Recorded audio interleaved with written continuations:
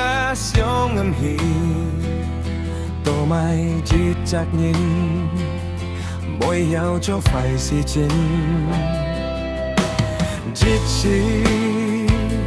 chỉ cả sống âm hi ôi kêu chỉ chắc nhìn mỗi biến chút thay si chín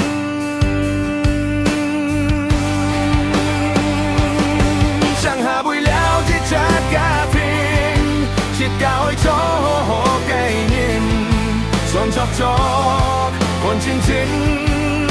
ngầm mô tết chỉ bé ra cái chim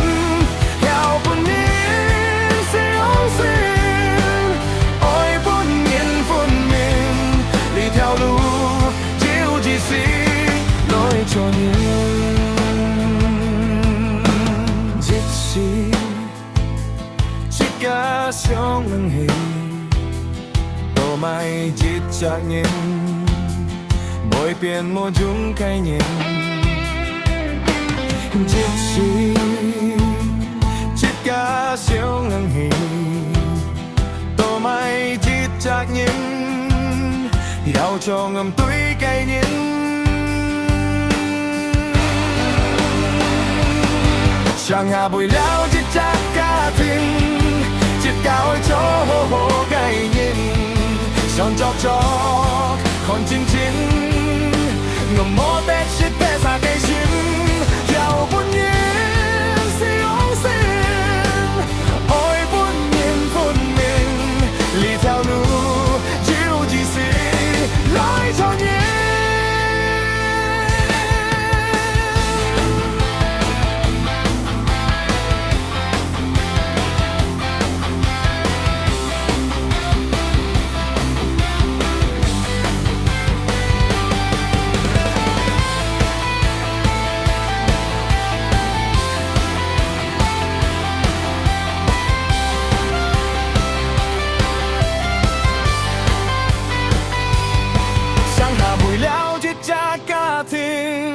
chít cao cho cái nhìn